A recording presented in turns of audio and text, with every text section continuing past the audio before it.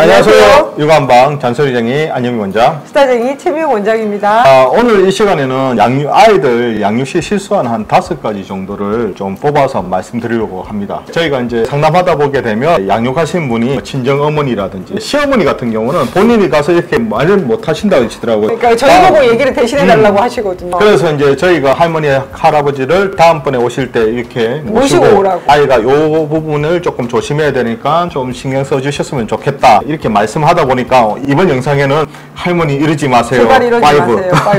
5. 그리고 저희 유튜브를 조부모님께서 많이 보시는 경우가 많습니다. 요즘은 유튜브 구독자가 젊은 분뿐 아니라 연세 있으신 분들이 많이 보시기 때문에 꼭 저희가 할머니 제발 이러지 마세요.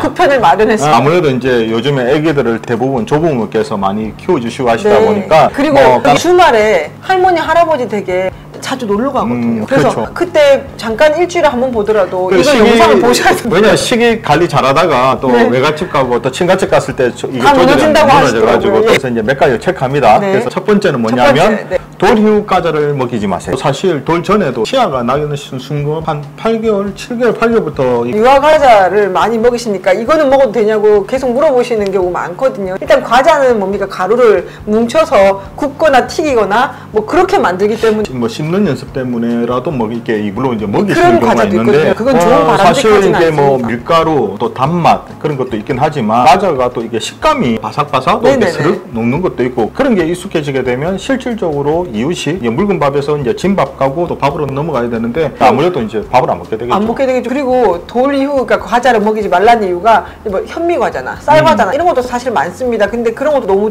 즐겨서 먹다 보면 밥 쪽이 아니라 아무래도 과자나 이렇게 바삭거리는 어떤 그런 식감에만 익숙해지기 때문에요. 그래서 과자를 그렇게 자주 뭐 간식으로 너무 애용하지는 마시라는 얘기입니다. 자, 두 번째는 과일은 최대한 천천히 먹이시고 적절량만 먹이세요. 여기 안 먹는 거는 2돌 정도까지입니다. 저희가 이제 영상에서 하도 말씀을 많이 듣다 보니까 아시는데 가급적이면 2돌 때까지는 과일은 뭐 좀 안 먹이시고 그럼 과일 먹으면 비타민이 어떻게 챙기냐 이렇게 말씀하시게 되는데 야채 먹으면 되죠. 네, 그 익힌 야채요. 그리고 과일을 먹이지 말라고 한 이유를 저희가 과일은 독이다라는 영상에서 준비했기 때문에 한 번 더 자세히 그걸 한번 보시면 좋겠고요. 그리고 과일뿐 아니라 새콤달콤한 그런 류의 것을 일찍 아이한테 노출하지 않으시는 것이 아이가 밥으로 건강하게 클 수 있는 지름길입니다. 세 번째는 무간으로 최대한 아이의 먹는 습관을 시작하시고 최대한 덜 짜게 덜 맵게 먹이세요. 네, 또 할머니 할아버지 말씀드리는데요. 우리 어르신분들이 김치류를 어른들이 드시는 게 습관이잖아요. 그래서 우리 애 신김치 씻어서 줬다고 얘기하는데 신김치든 씻든 안 씻든 염분이 많습니다. 그래서 보통 아이들의 반찬으로는 적당치 않으니까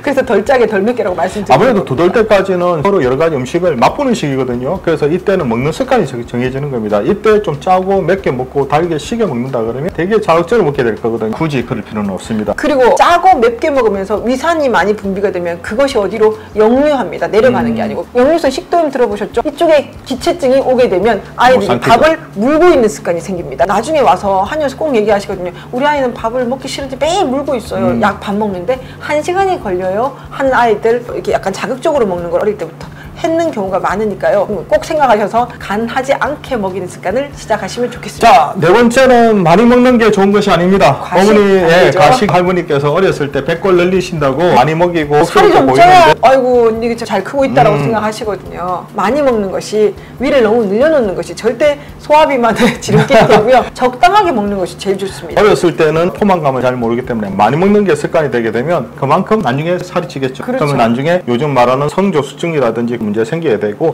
건강에도 좋지 않습니다. 그렇죠. 많이 먹는다고 많이 크는 것이 아니라는 것. 많이 먹어서 기체증이 일어나면 잘 크다가도 멈춰버릴 수 있습니다. 그래서 과식하지 마십시오. 5번째는 다른 아이와 비교하지 마십시오.